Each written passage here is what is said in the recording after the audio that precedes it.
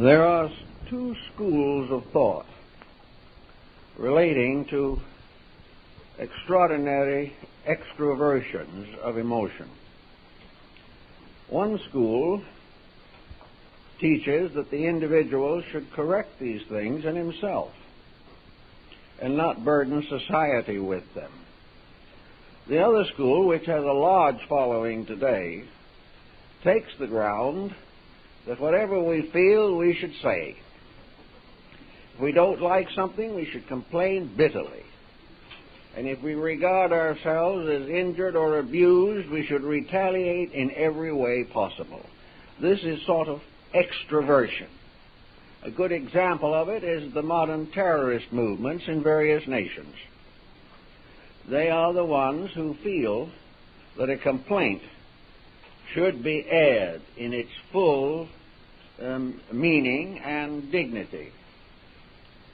This may be a way that appeals to persons who are not especially thoughtful, but I think that the wiser part of mankind has always explained the matter as something that should be worked over, contained, and transmuted within the life and character of the person himself.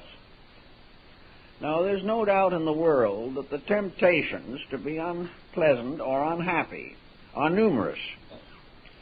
They are, so to say, initiations or tests. Our weaknesses are the primary reason why we're here, because, as the ancients certainly considered it, this world is a place of testing. It is a sphere in which we have the privilege of exhibiting the best of our own conduct, and most of all, the privilege of solving problems without unusual disturbance. Actually, to many folks, the problem of anger is one of those difficult pressures of the personality which are difficult indeed to transmute or to control. When we are unhappy or angry, critical, condemnatory, self-pitying, the whole of our libido flows into these attitudes. We seem to have no resistance to them. We feel as though a pressure greater than we can control is operating through us. And because of our psychological orientation, we feel that these pressures, or this pressure, is quite proper, reasonable, and appropriate to the situation. Usually when you discuss a problem of disposition with a person in difficulties, and he tells what he has done, and you explain that that was not the wisest way he could have handled a situation, he looks at you very innocently and says, well, I just can't help it. And most of our troubles, to a measure at least, come under the conviction that we just cannot help being ourselves.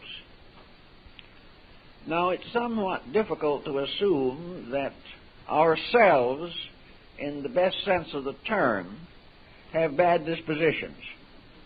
They do not. The internal life of man is sustained by law and order. The person themselves is never in a condition in which they cannot control their own feelings. That is, unless a distinct pathology exists. The real answer is that self-discipline is a tedious frustration of our feelings. We do not like to assume that it is our responsibility to act better than we feel. But the answer, of course, lies in the control of the way we feel, and not a control of the tongue or of some external factor of communication. We have to realize also that all dispositional inconsistencies are penalized. No matter how we approach the situation, it becomes obvious that nature wishes us to have good dispositions. And if we fail to meet nature's wish in this matter, nature has a way of enforcing its attitude or its policy in connection with human life. The body itself, the physical body, is usually the primary victim of emotional intemperance. The body is damaged by any unreasonable, stressful, negative expression of emotion. Now, nature tells us in a very simple way that this damage is inevitable, regardless of the motives which are impelling a wrong attitude. We may feel perfectly confident that our position is correct, but if our disposition is not under control, various after effects are very serious. For example, a person who has high blood pressure and a bad temper is compounding a difficulty. Under the stress of emotion, the high blood pressure can result in irreparable damage to the heart or the brain. The fact that the emotion seems to be justified does not prevent the damage. Nature, therefore, is not to be bribed by some apology, by some personal interpretation of feelings which are contrary to natural law. The law of nature is very simple and direct. Human beings must live together in peace or perish. This is obvious on a political level. It is obvious in the psychological pressures of nations, and it is equally obvious in the home or within the actual physical structure of the human being. Nearly all of the discordant political factions that are disturbing us today feel that they have legitimate grievances. They have been wronged, injured, slighted sometime along the way of history. Sometimes the damage was done centuries ago. In other cases, it appears to be contemporary. But whatever be the historical background for the situation, the fact remains that any failure of internal composure is likely to thrust a major disaster upon mankind. Various attempts have been made to estimate the effect of emotional pressure on the individual. Delicate mechanisms are now available in which these pressures can be recorded, estimated, and diagnosed. They also occur frequently in psychological counseling. And a sincere and honest counselor realizes that he cannot change the disposition of another person. He can advise change. He can perhaps give some useful suggestions as to how this change can be accomplished. But if the person involved resolves not to change or lacks the strength of character to make a correction possible, the condition remains. So in this particular problem this morning, we wanted to handle or consider some of the personal factors. We can see the larger picture around us, where enmities, antagonisms, jealousies, mutually justified, have carried us into the brink of a disaster. We must find the same situation within ourselves. It has been assumed with some validity that the average person is born with a good disposition. Small children are, for the most part, delightful little creatures. They live in a world of wonders beyond our comprehension. They have an internal life which is difficult for us to estimate or understand. Occasionally, by nature, we will get a personality that is congenitally difficult. But for the most part, the small person is amenable to reason and wishes to live pleasantly and happily. What happens then to make this increasingly difficult? Obviously, the first immediate experience of the child is in the home. If the home is discordant, if the relatives are at swords' points with each other, if the home contains a vast amount of complaint or one intensive complainer, this certainly works a serious hardship upon the child. Research indicates that under such circumstances, the child naturally and inevitably rises against discord. It is expressed through tears, sometimes by hysteria. It is also a reproachful attitude of the child toward those around it who are actually unpleasant. After a certain time, however, the child receives a series of disillusioning experiences. The child discovers that its effort to create peace is totally misunderstood. The contending persons may turn upon the child. They may punish the child for trying to arbitrate the difficulties of its parents. At the very best, the child is indoctrinated with the realization that these difficulties are inevitable, that the child growing up will face them also, and that there's no way of solving the problems except on some kind of an intellectual or emotional battlefield. By the time the child is fully indoctrinated with this concept, the character has already been damaged. It becomes adjusted to the inevitability of complaint, that the individual must complain his way through life. Also, it is witness to a gladiatorial combat of wills, in which there is a tremendous battle of one mind against another. Sometimes this battle is very obvious, sometimes subtle.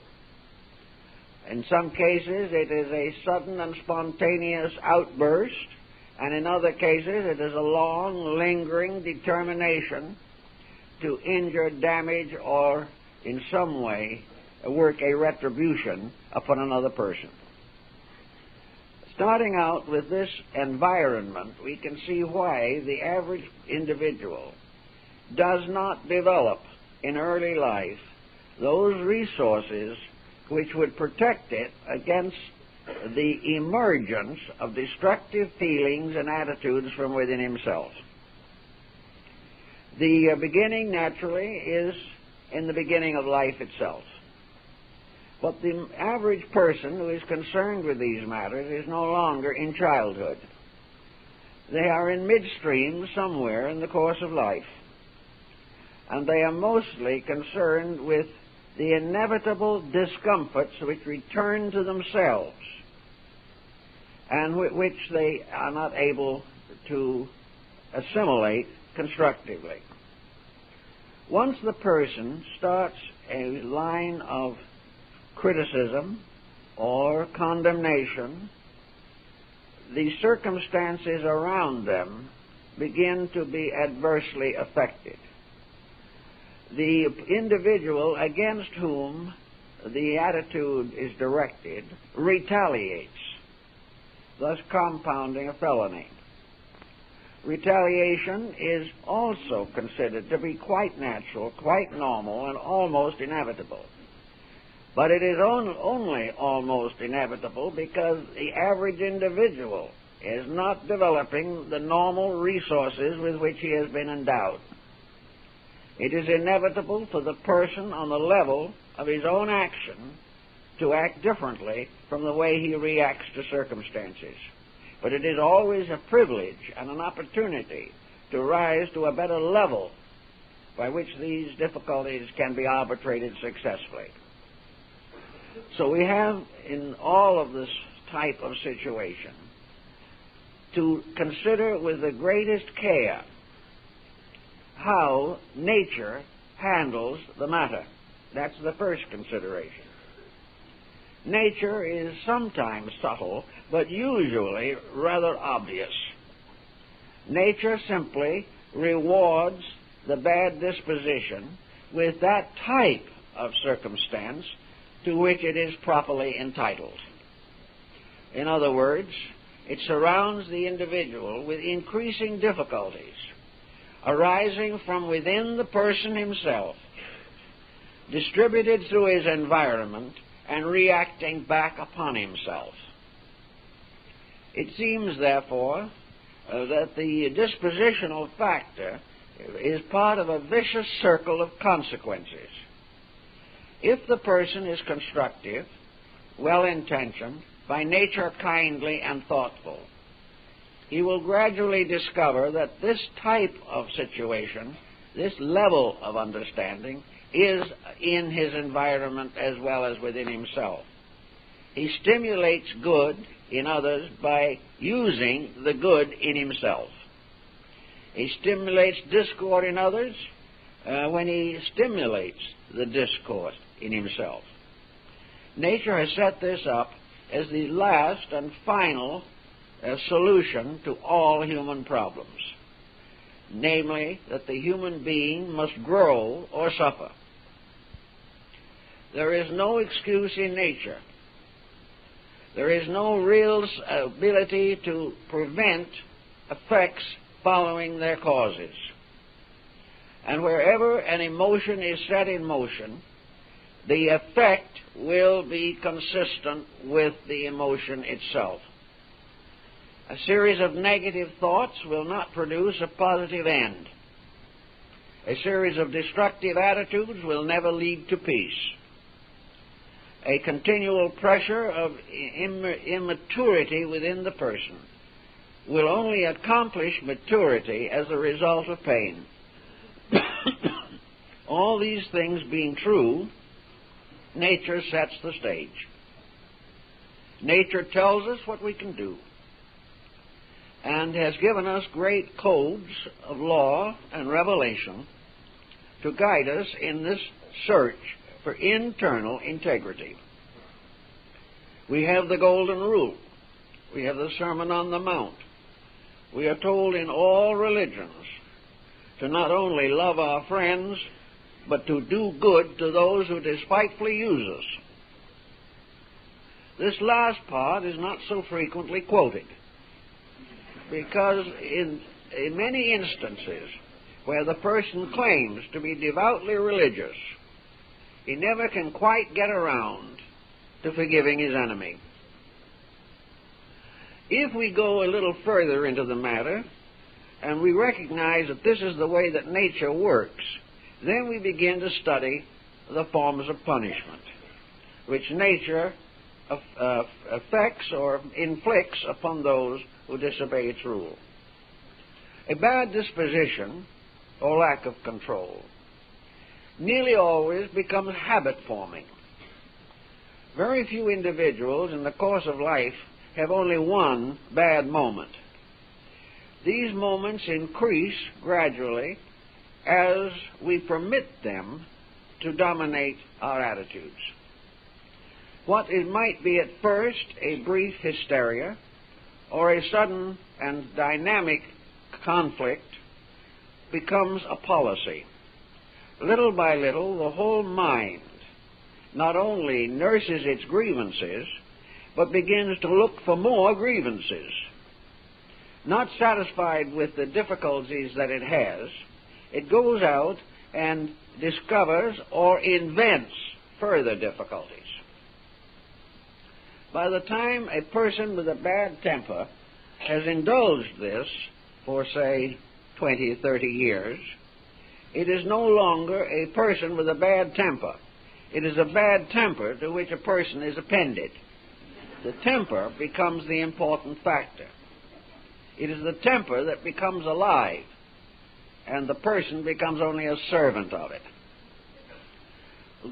As we go along watching these procedures, we are forced to recognize that these intemperances begin to pile up and become policies in ourselves. I know cases of people who have come to me who admit under pressure that they have wrecked 3 homes with their own bad dispositions. They knew what caused it, or at least had a theoretical concept of it, but the new home went the same way. They were never able to actually vitalize remedy. They vitalized the difficulty, but never the solution. So we find that anger begets anger. It becomes more common. And the individual who tries to extrovert through this type of emotion finds that he is called upon to do so more and more frequently. And he can become an addict to his own disposition, with damage to all concerned. Another problem that arises is the inevitable reaction of vibratory pressures within the person.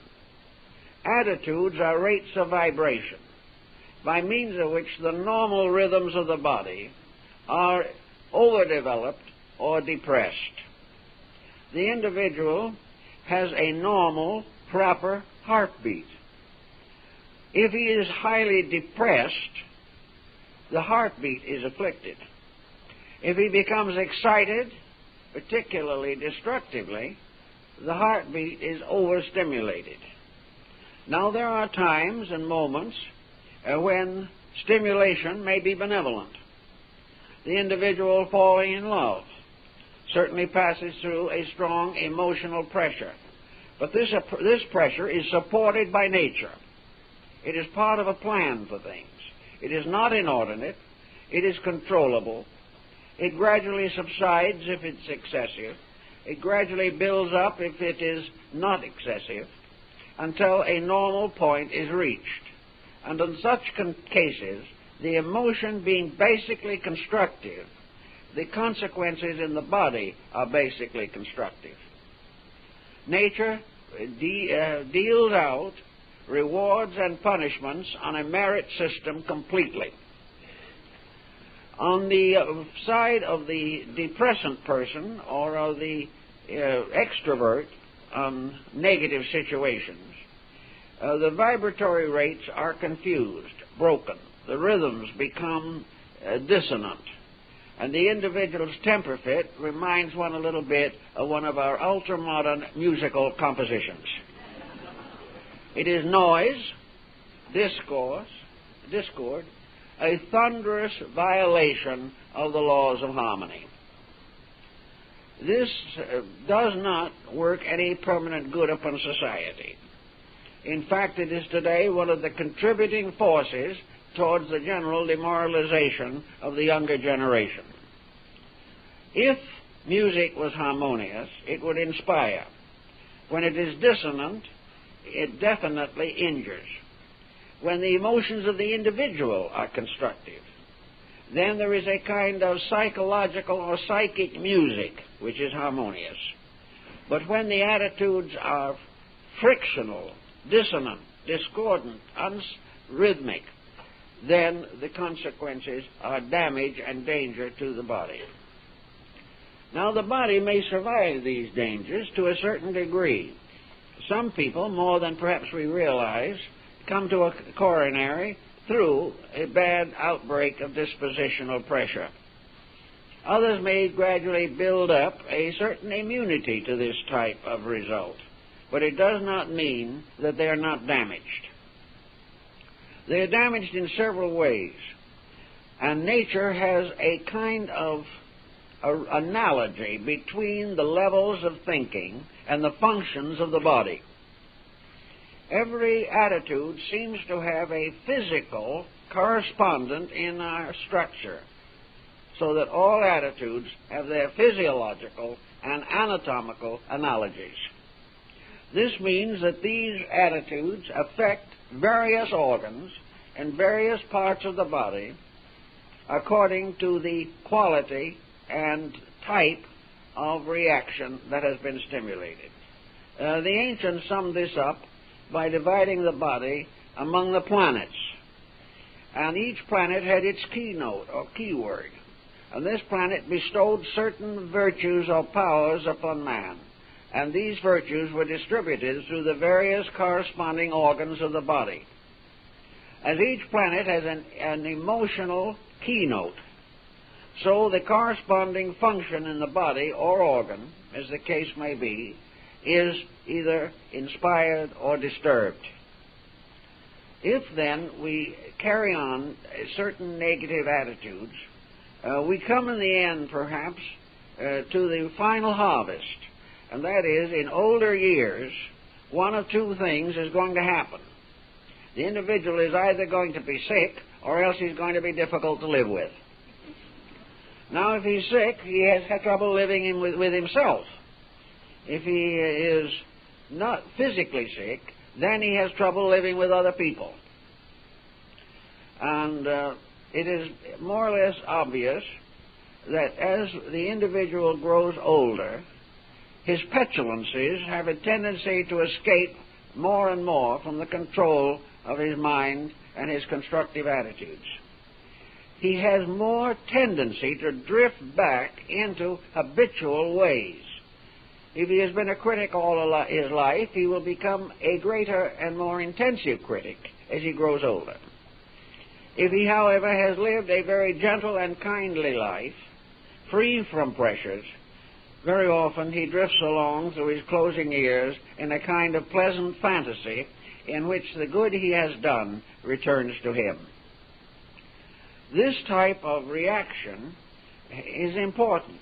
It's not so important to the teenager or the person in their early 20s, but the person who must live with the consequences of the effect of disposition upon function sometimes has a rather bad time of it.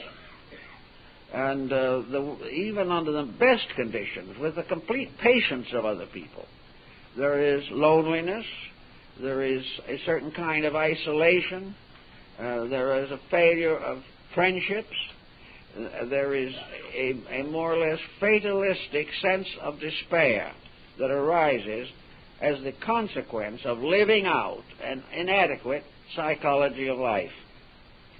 Now, one of the basic remedies, of course, for all of this is religion.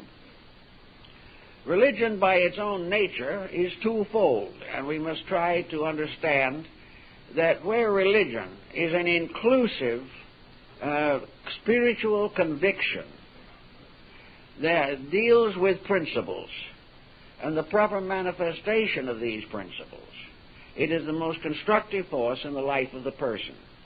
If his religion, however, is in conflict, if he is more or less a religious fanatic, if he limits his spiritual viewpoint to some inadequate creed which demands nothing of himself except allegiance, he will then perhaps gain nothing and even lose some of the values he would naturally have. Religion, in substance, then, gives the person a relationship with life. A truly religious person who believes in God cannot believe in violence. He may feel, of course, that in nature around him there is violence.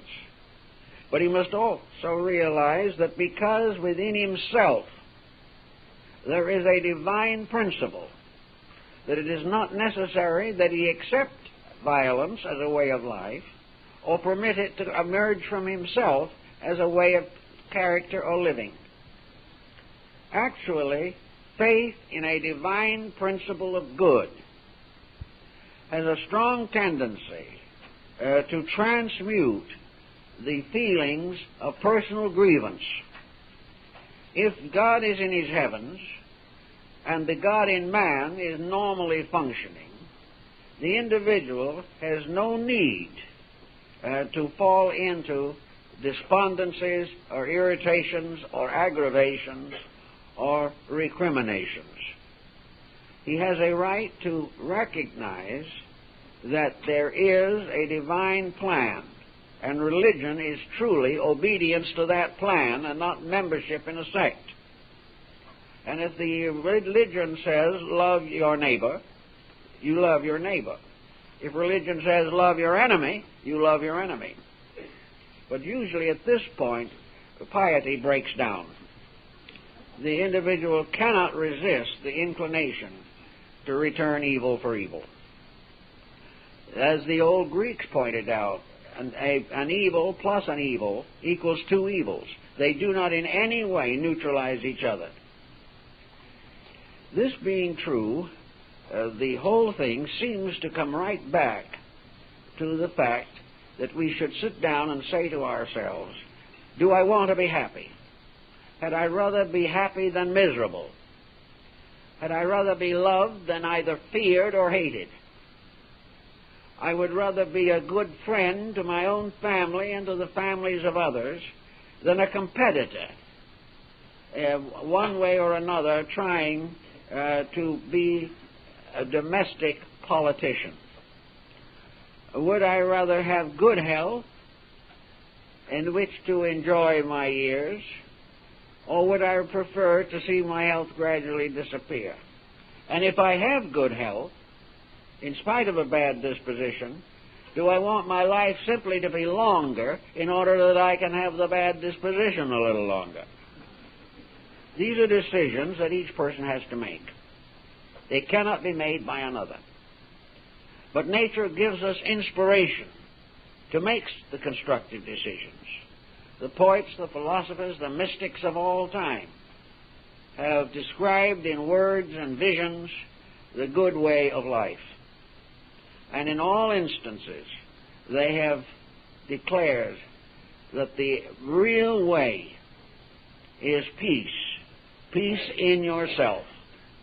Peace on earth and goodwill to men. Goodwill to others is, of course, almost always under the pressure of anger. When we become angry, goodwill to others evaporates. And we live very largely for that triumphant moment when we have had a victory over an adversary.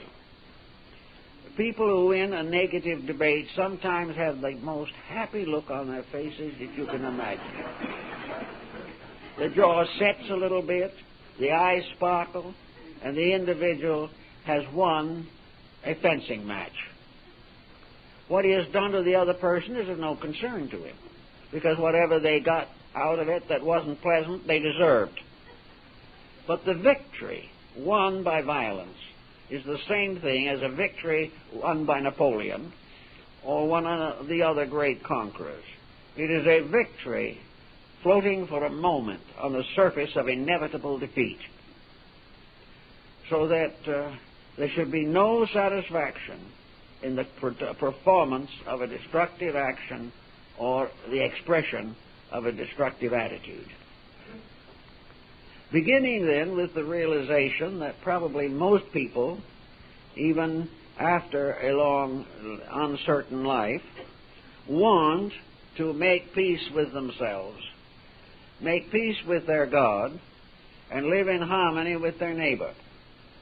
These being the natural desires of the individual, it follows that every possible means should be used to see that these desires are nurtured and come finally to full expression. They should become the ruling powers of life.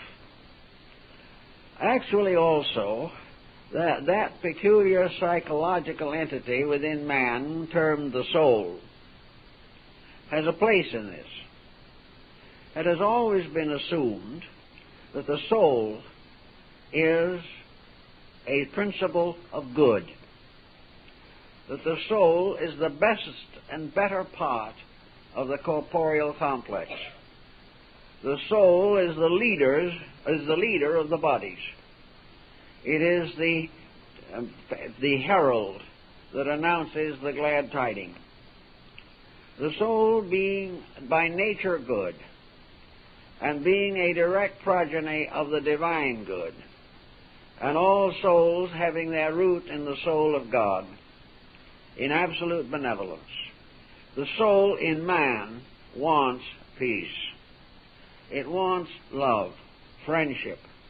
It wants inspiration. It wants to expend itself in the common service of others. As in the case of the motto of the Prince of Wales, "Ik dien," I serve, is the motto of the soul. The soul wishes to give rather than to take. It wishes to help rather than to hinder. It wishes to devote its energies and powers to the improvement of all that lives, not the gratification of its own attitudes. The soul, therefore, is imprisoned within the body of the person who acts contrary to it. The soul is deformed or degraded by abuse of its powers. And this constant factor is present in what we might and often do like to regard as conscience. Conscience, according to the ancients, was a name for the soul. It was that something inside of you that doesn't agree with you when you do not do right. And it has been said in recent years that the conscience is a small, still voice that gets smaller and stiller all the time. But it is there. And there is inevitably within the individual a tiny shock of some nature when he makes a serious abuse of his own abilities. Something inside of the individual tells him to do right. But usually the inner voice is not more successful than the legislative structure of the environment. The individual still does what he pleases. The answer to this, of course, is that he must please to do that which is right. He must have a pleasure in peace instead of finding satisfaction in discord. To build such a concept in himself requires a considerable amount of self-control. It requires also sometimes a little bit of fear. Fear is not a good emotion in itself, but an anxiety concerning the state of self is sometimes benevolent. When a person begins to realize that what he is doing is getting him into increasing difficulties, and he proceeds along the way, certain anxieties arise within him. He likes to push these anxieties away, always transferring responsibility to something or someone else. But in the course of time, when the mysterious ills which he has fashioned come back upon himself, he is subject to anxiety. He wishes to find a solution. He is like an alcoholic who has finally discovered that he has a habit that is killing him.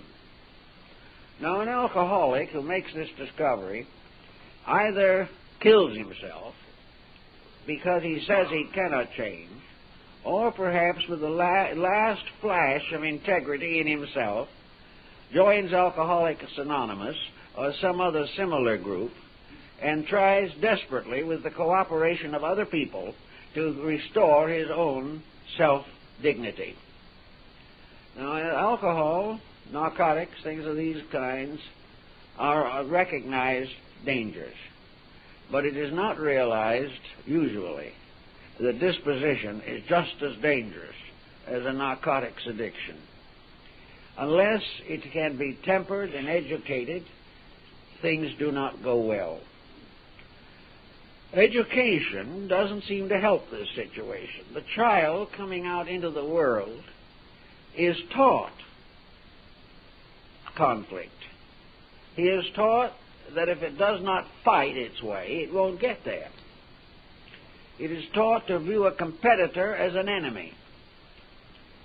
Gradually, it also learns that laws, as they are enforced in society, are enemies because they interfere with his doing exactly as he pleases.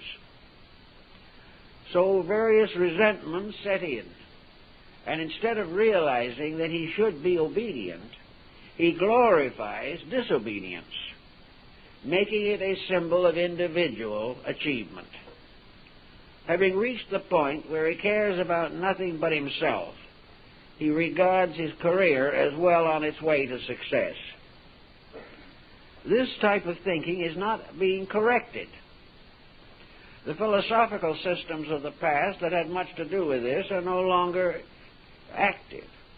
Most philosophy is now dominated by do-what-you-please attitudes. Philosophy is the justification of our mistakes rather than an inspiration toward the correction of them. So the academic systems of today make bad matters worse. And by the time the person goes out into life to assume the responsibilities of living, he goes as a lamb to the slaughter. He goes full of false notions which he tries to live up to.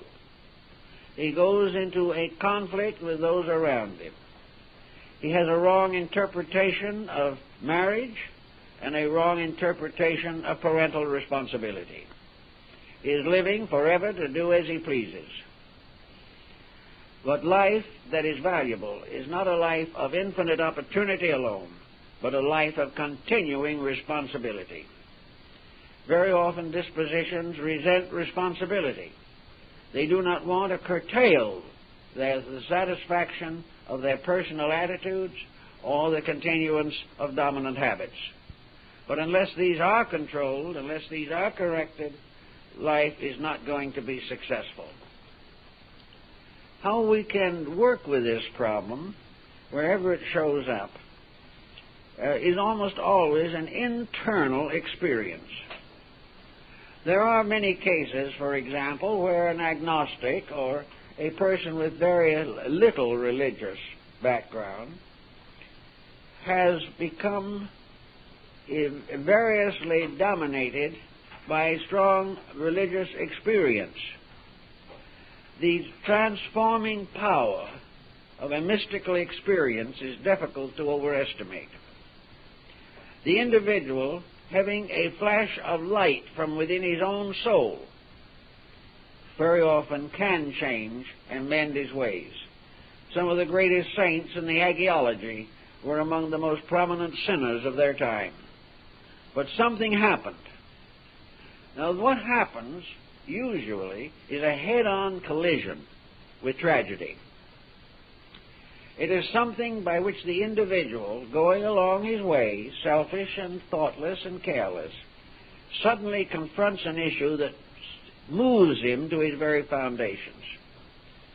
Something that he cannot cope with by the shallow thinking or feeling that he has had during life.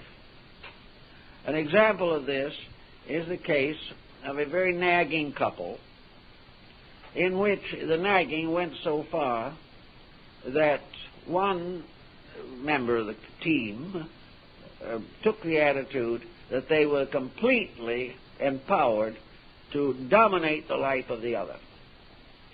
Then suddenly the dominated person died. This was a very critical moment because the survivor did care for that person who passed on, but became more and more obsessed with the belief that they were responsible for his death. They looked back upon all the nagging, unpleasant things they had done. They came to me and told me of the selfishness which had dominated their relationships. How this survivor was the one who always got their own way and was thoughtless, and that when the deceased was ill, they assumed it was imagination and would not even have proper medical care. The other person had to be wrong. Then suddenly the other person left. And the whole weight of many years of wrong relationships fell upon the survivor. The result was cataclysmic. From that time on, the survivor tried in every way possible to make amends. They could not do anything for the one who was gone, but they tried to live a better life in memory and honor of that person who was gone. And they became a very valuable servant of society, making many important contributions to common good and welfare. This was the startling, the critical experience. A man who had been up to his eyebrows in economics, who lived with the Wall Street Journal, and who had a ticket tape machine in his home, had a coronary. While in a state of uncertainty as to whether he was going to survive or not, he did not read the Wall Street Journal. He didn't care. It meant nothing to him. He had no longer any direct relationship with his worldly goods, because it was dawning upon him that he might be departing from them at any moment. He recovered, and when he recovered, he began to read the Wall Street Journal again. But from that time on, he never recognized physical success as the most important thing in the world. His approach to death assisted him to a reorganization of his own internal life. It caused him to realize that the things that were important he had neglected to that which he could not take with him when he went. He became a better husband, a better father, a better friend, and was much more generous and moderate in his attitudes on business matters. So disaster, crisis, conflict of a very difficult nature is often the great awakener. Also, the discovery within self of progressive infirmities have a tendency to change our attitudes. When it becomes obvious that what we have been doing is endangering survival, physical survival, then we have a physical reform, at least a strong incentive to improve the situation. A man goes to his physician, and the physician says to him, you have to change your way of life. You have to give up drinking. You have to be more moderate in all your attitudes, or you won't make it. This individual now has the most powerful incentive in the world to curb his physical attitudes or his appetites. But what does he have in the form of an inducement to change his internal emotional relationships with life? He has exactly the same diagnosis on that level. A very skillful, informed mental therapist will tell him that what of his emotions are destroying him. Will tell him how he must change, or else physically, emotionally, or mentally break down. He can be given some help and inducement, even temporary medical assistance.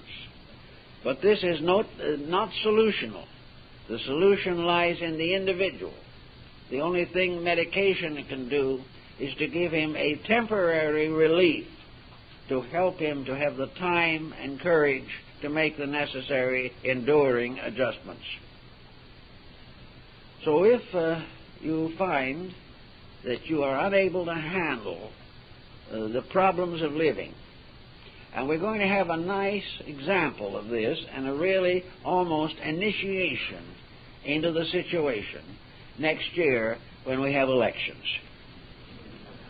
Now, elections are something that no one really is able to rationalize. They happen. Sometimes more or less equivalent to earthquakes, sometimes equivalent to fires, often similar to pestilences. But they happen. And the average individual has no real ability to equate the values. But next year, more people who did not know that others existed are going to hate them than any before in the last 4 years. We are going to be mad, excited, damaged. We are going to be insulted by one candidate's program. We're going to be exhilarated by another candidate's program, yet the soul inside of us tells it won't make any difference anyway. But we won't accept it. And if we have an edgy disposition, subject to temper fits or anger, we are really going to extrovert these dispositions. We're going to hate people we never heard of before. And we're going to like people who aren't worth anything. We are going to try to decide finally by the one estimation, which is the basic fallacy. We're going to try to pick the one who is most likely to be useful to advance our own personal objectives. If we want to have larger wages, we're going to vote for a labor advocate. If we want lower wages, we're going to vote for the more conservative person. Not because he's better or worse, but because of his relationship to our own pattern of living. Now, with all this anger coming along, fed and nourished by world anger and world confusion, individuals are going to subject themselves to what might be termed a political epidemic. The various situations are going to stir people up, are going to make neighbors strangers to each other, and make strangers with nothing in common neighbors, in a sense. We're going to have all kinds of excessive reactions. We are going to feel in ourselves we know what all of these different candidates should be doing. Then we're going to go into a despair because we can't make them do it. It's going to be a time for great emotional distress. It's going to be all kinds of fire and thunder accomplishing nothing. If you have a naturally edgy disposition, you may well work yourself into a bad illness over this type of thing. You may also make remarks you will regret the rest of your life because you do not have the composure to sit down quietly. You do not have the natural inclination to try to study the needs and are going to vote according to the journalists, the columnists, or the television reporters. We are going to find also that party lines become more important than principles, and the individual who is immature in himself is going to have a Roman holiday with his own weaknesses. Now, there's no need for this, and it will save a great deal of wear and tear if we begin to moderate all attitudes. A matter of who is going to run something is really not a matter for riots. It is a matter for very deep, quiet consideration of values. The individual who is constantly parading has not considered the values adequately, or he wouldn't have time to parade. And if he thinks deeply enough, he might have difficulty in finding any cause to parade with. But on the surface, all these things become dramatic. And they also become definitely psychotic. But assuming we live through this with fair chance, we come back again to the individual. Every one of these pressures, personal, collective, are shocks. They are periods of tremendous crisis in the emotional life. So I think it would be very good for the person who has this type of attitude and is always wanting to do something strenuous, should begin to rechannel his own resources. You cannot serve two masters at the same time. You cannot serve your own weaknesses at the same time you are performing constructive actions. Therefore, anyone who is too much alone, which often contributes to anger or melancholy, or is too one-pointed in their objectives, so that anything that is not in agreement with them becomes an enemy, should find other constructive channels through which they can express their feelings in a happier and more benevolent way. Speaking of the reaction of feelings, however, for many years Japanese industry has had a very interesting attitude on this subject. In nearly all large industrial organizations, there is room set aside for grievances. In this room, which is sparsely furnished, probably only a chair, hangs one of these punching bags that is used in athletics. One of these dummy type of things which the football player learns to tackle. It is suspended from the ceiling. If you're unhappy, you're mad, you have grievances against the boss, if you think the business is unfair and that you have not been given the promotions you deserve, you go in there, close the door, and punch the bag, who becomes the person you don't like. The boss is the bag. So you punch it and fight it, and you talk about it, and you scream and you shout at it. And while you do it in that room, there is no penalty. It's not held against you. So you get it out of your system and go back to work. This is quite a cute psychological idea that's proved very successful. Now, when you feel some kind of a tension coming into your life that you don't know how to handle, you might enter that little room which the Bible calls the closet. And there you fight it out with yourself. Instead of fighting it out with someone else, you fight it out with the boss who is unfair. And that boss who is unfair is yourself.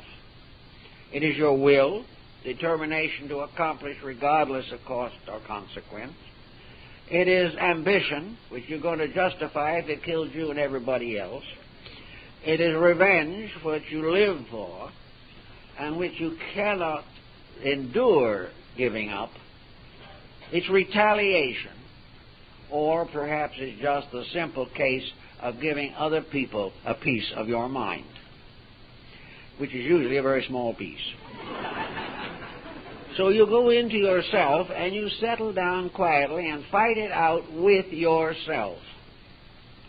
Now, you're going to find when you do that, however, that the battle is not as complicated as it seems.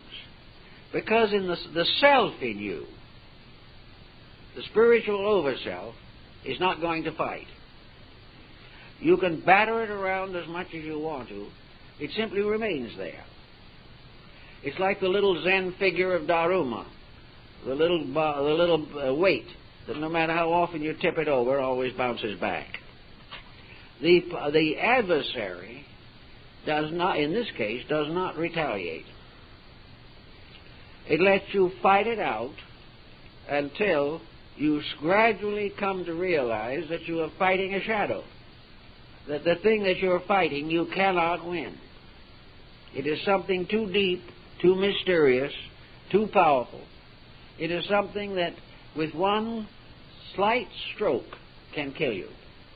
For if that heart, which is dependent upon life, stops, you're through, regardless of all the controversies you may have.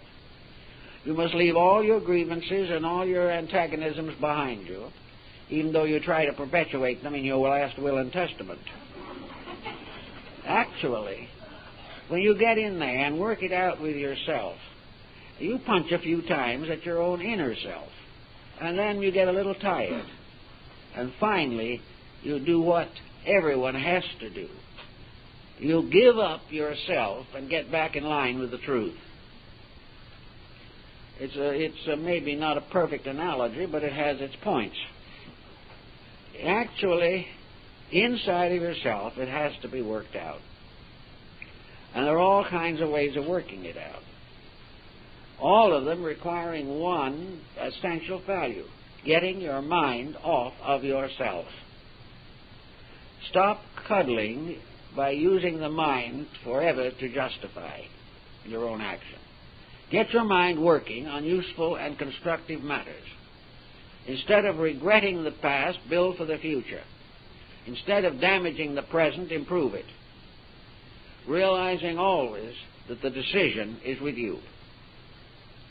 If you once find it useful, you'll discover also that most people cannot live successfully in solitude. Most people cannot afford to be alone with themselves too long.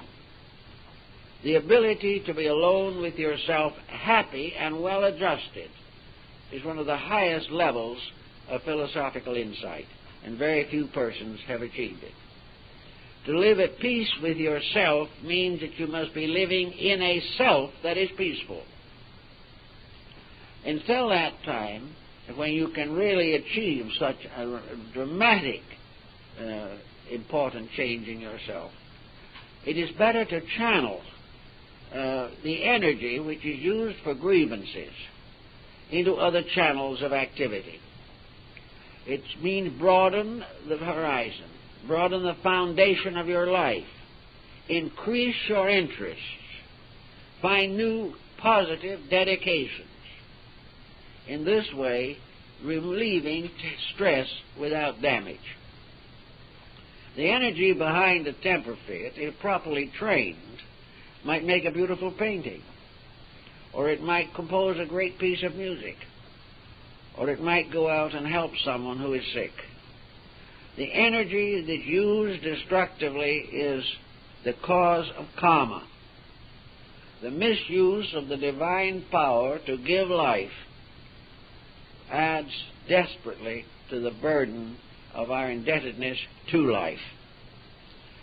There are many ways. They don't all have to be great altruistic achievements, but they can be constructive.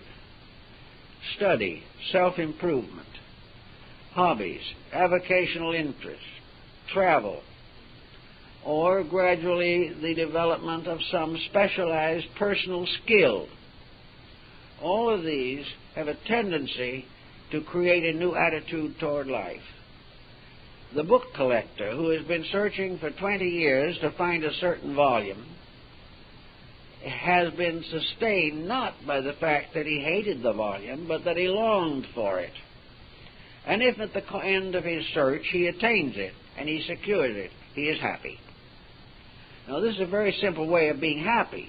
You don't have to have quite such a difficult volume to find, but you can be happy by the achievement of some constructive, pleasant, creative, inspiring end that brings with it a tangible and more or less immediate reward. You can dedicate your future, therefore, to an achievement rather than an endurance. You can stop at any moment and turn the energy which you have away from all destructive outlets. After all, the energy with which we knock a man down is also the energy by which we must lift him up. Whatever energy we use has its positive and negative aspects. All negative aspects injure everything involved. All the constructive aspects advance causes of life on many, many different levels. We know a number of older people who have formed groups for various purposes, some of them charitable. Some have gone into hospitalization as helpers. Some have become tutors of children, teachers of music. Some have had the tremendous experience that Anne Sullivan had when she brought Helen Keller out of darkness into light. These were great dedications. And in the case of Helen Keller, it was a very outstanding example, because the completely locked child was almost impossible. Disposition incredible. Locked away from everything, light, darkness, everything. And yet, under the care of a dedicated person, Helen Keller responded and became one of the most dedicated women of her time, and a tremendous inspiration to other people. If Anne Sullivan had turned when Helen struck her, knocked her down, screamed at her, turned away with resentment, she might have found a little temporary satisfaction, but she lived to have the greatest satisfaction a person can have, the bringing of life into light. So whenever we create antagonisms, we simply deprive ourselves of something. When we perpetuate these feelings, we perpetuate the impoverishment of ourselves. So everywhere where fear, worry, anxiety, doubt, all these anger, anguish, egotism, overambition, frustration, wherever any of these emotions exist, there is an energy crying out to be used constructively, to put to work to do something that makes life better. If you use it that way, someday you will receive the reaction. Something that you have done will become a great consolation to you, a great source of internal realization of achievement in the name of truth. So we have to start by an energy equivalent. Now we have energy equivalents in nature. One of the most problemed one at the moment is our petroleum industry. We have been gradually exhausting the supply of petroleum in this earth, which is really a bottle made up of a number of contents. Someday we're going to empty the bottle. But in the meantime, we have wasted this product. We have refused to control the use of it. We have placed our own pleasure and our own comfort above the preservation of an essential natural resource. One of these days we're going to be without it. But even this has its answer. For being without it, we are going to be forced to make adjustments. And these adjustments are not going to be pleasant. It would have been much happier for all concerned if he had anticipated the problem and solved it. Now, in the human being, we have energy. Man is the only creature in nature with mind and renewable energy. Other forms of life, like growing plants and so forth, have renewable energy, but not intelligence renewable energy. We have it. And one of the most important things in life is to find out how to use that energy. It is limited, but it is renewable. And during the course of life, this energy principle is handed down from one generation to another to maintain the works of the world. This energy is our greatest natural resource in ourselves. If we continue to waste it, doing exactly as we please and contrary to common sense, we exhaust it in ourselves, and when energy fails, we end. Therefore, the conservation of energy in itself is the greatest possible inducement to the regulation of attitudes. It takes just as much energy to have a temper fit as it would take to perform a great constructive action. We have to use this energy, but if we abuse it and depreciate it and exhaust it, we become lacking in energy, and then all the projects of life become a burden and a responsibility. So we have to conserve the energy while we have it. We have to use it as wisely as we can, and we must dedicate that use to the divine power which provided the energy in the first place. We are living off of the life of God. We are living in the life of God. And this life, which we so superficially use, is really a divine endowment. It is something put in us for our salvation, and too many of us use it for our destruction. All of these things tell us that blessed is peace of mind, quietude, dedication. It is not that the individual shall do nothing. It is not that he should run away from life because it has hurt him. It is not that he should move out of the house because the family is uncongenial.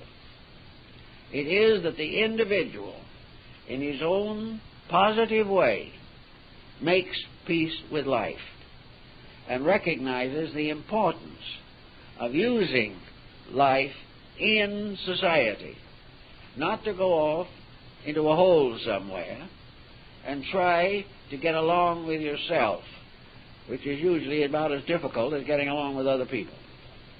Actually, the real answer is to take the energy which was intended for a constructive use and put it to that constructive use. Everywhere there is need. Everywhere today people are under stress and strain. Many are comparatively futile as far as solving their problems are concerned. Others live almost daily in tragedy. And in a case like that, no human being can afford to waste life in a temper fit. There is much more to be done. There is an opportunity, and there is always the full realization that our own crises, our own complex situations are intended to bring us to the realization of our responsibilities. We are not to be muscle-bound trying to control ourselves. We are rather going to express ourselves on a constructive level. We are going to do that which is necessary for our own good and the common good. For if we betray the common good, we will ultimately betray our own. We are going to do what is necessary to perpetuate and maintain the progress of the human purpose. We are here to perfect something and not to abuse it.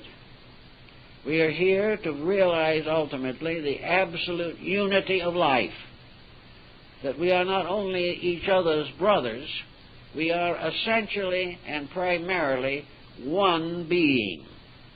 Our brother is ourself in another body. The stranger is ourself in another body. Our enemy is ourself in another body. And by gradually coming to this realization, we overcome the divisional factors of illusion within ourselves. It doesn't mean that we all have to go out and agree with everyone we disagree with. Far from it. But we must agree with the truth within ourselves. And if we do this, we cannot have too much conflict with others. Being that if we cannot do something to help a person to be better, then we will quietly retire and let someone else help him.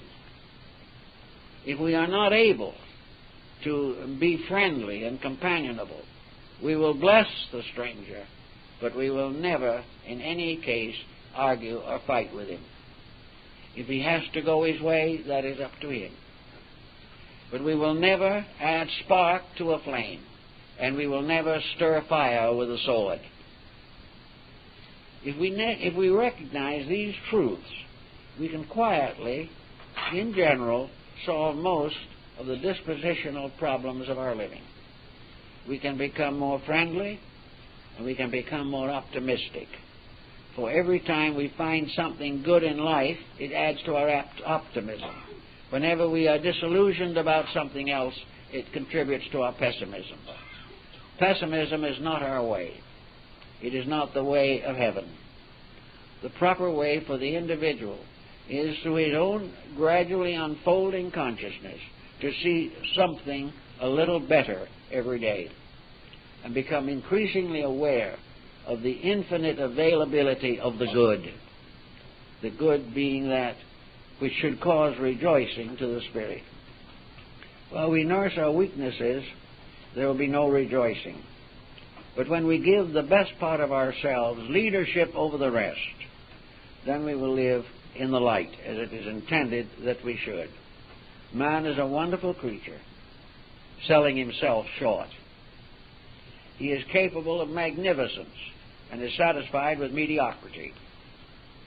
He is capable of infinite forgiveness, and so he goes on year after year nursing a grudge. All of these are misuses of the human being himself, and nature will not endorse misuse. Nature may be patient, but in the long run, man will do what he was intended to do. And as one wise man said at one time, the difference between a philosopher and a fool is simply this. A fool is forced by universal procedures to accomplish that against his will, which the philosopher already enjoys and has achieved. In other words, the foolish person must do what the wise person glories in doing. Under those conditions, we can make some changes, and now is the appropriate moment, because there is never a time while there is still breath within us that we cannot gradually eliminate a little acidosis from the circulatory system. we can do better. We can sleep better, live better, have a greater optimism and a greater usefulness, and find more and more from within ourselves the reason why we are here in the first place. If this type of thinking is developed a little bit, and the older person especially usually has plenty of time to develop it, if it is developed, strengthened, and put to work, not only will the complainers be less numerous, but many whose complaints have alienated them will find that they are welcomed back into the family of good nature. If this achieves its end, the lonely will no longer be alone, but will be bound together, not by responsibilities, duties, and obligations, but by the very simple and gentle power of love. When we get to be lovable, we're loved. When we're not lovable, we're not loved. But everyone can be lovable. Thank you very much, folks.